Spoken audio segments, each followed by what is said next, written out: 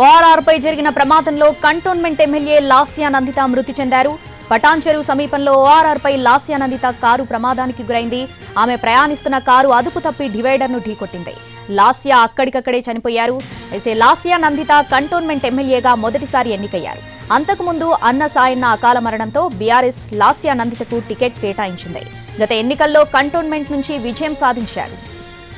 ఈ నెల 13వ తేదీన కూడా లాస్యా నందిత కారుకు ప్రమాదం జరిగింది. నల్లగొండలో బీఆర్ఎస్ నిర్వహించిన సభకు వెళ్లి వస్తుండగా లాస్యా నందిత కారు ప్రమాదానికి గురైంది. ఆ ప్రమాదం నుంచి లాస్యా నందిత త్రుటిలో తప్పించుకున్నారు. గత ఏడాది సాయన్న చనిపోయారు.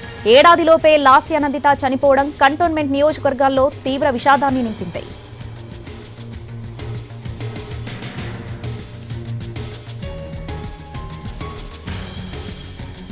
మరిన్ని అప్డేట్స్ మా ప్రతినిధి రవి ఫోన్ ఇన్ ద్వారా అందిస్తారు. రవి, ఎగ్జాక్ట్ గా ఈ ప్రమాదం ఎన్ని గంటలకు జరిగింది? ప్రస్తుతం ఆ సంఘటనా స్థలానికి పోలీసులతో పాటు ఇంకెవరెవరు చేరుకుంటున్నారు? ఏంటి సిచ్యువేషన్, డీటెయిల్స్ ఏంటి దీనికి సంబంధించి? ప్రస్తుతం కారులో డ్రైవర్ కూడా తీవ్ర గాయాలతో ఉన్నాడు కాబట్టి ప్రమాదం ఎప్పుడు జరిగింది అనేది ఇంకా ఎగ్జాక్ట్ గా తెలియాల్సి ఉంది. వెనక వైపు నుంచి వస్తున్నటువంటి వాహనదారులు గుర్తించి పోలీసులకు సమాచారం ఇచ్చారు. అప్పటికే తీవ్ర గాయాలతో ఉన్నటువంటి ఇద్దరు వ్యక్తులను చూసి అంబులెన్స్ కూడా కాల్ చేశారు. కానీ ఆ తర్వాత కారులో ఉన్నది ఎవరనేది పోలీసులు కూడా లేట్ గా గుర్తించారు. ఆ తర్వాతే తెలిసింది కంటోన్మెంట్ ఎమ్మెల్యే లాస్యా నందిత అని చెప్పి. సో ప్రస్తుతానికైతే డెడ్ బాడీని తరలించే ఏర్పాట్లు చేస్తా ఉన్నారు. డ్రైవర్ కూడా తీవ్ర గాయాలతో ఉన్నాడు కాబట్టి ఇంకా వివరాలు తెలియాల్సి ఉంది. రవి, ప్రస్తుతం డ్రైవర్ సిచ్యువేషన్ ఏంటి?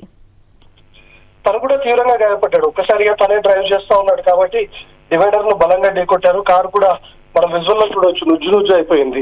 సో డ్రైవర్ కూడా తీవ్ర గాయాలతో ఉన్నాడు. తన పరిస్థితి కూడా విషమంగానే ఉన్నట్లు తెలుస్తుంది. రవి, ఇప్పుడు లాస్యా నందిత మృతదేహాన్ని ఎక్కడికి తరలిస్తున్నారు? దీనికి సంబంధించి ఏమైనా డీటెయిల్స్ ఉన్నాయా? పోలీసులు ఆ వివరాలను ఇంకా తెలియజేయట్లేదు. ఒకవేళ తరలిస్తే గాంధీకి కానీ ఉస్మానియా కానీ తరలించేటువంటి అవకాశం కనిపిస్తోంది. ఎందుకంటే ముఖ్యంగా తన ఎమ్మెల్యే కాబట్టి ప్రమాదం జరిగినటువంటి తీరు కనుక చూస్తే చాలా తీవ్రంగా ఉంది కాబట్టి ముఖ్యంగా ఇప్పుడున్నటువంటి పరిస్థితుల్లో ఉస్మానియాకు తరలించే అవకాశం కనిపిస్తుంది. Right Ravi, thanks for the updates.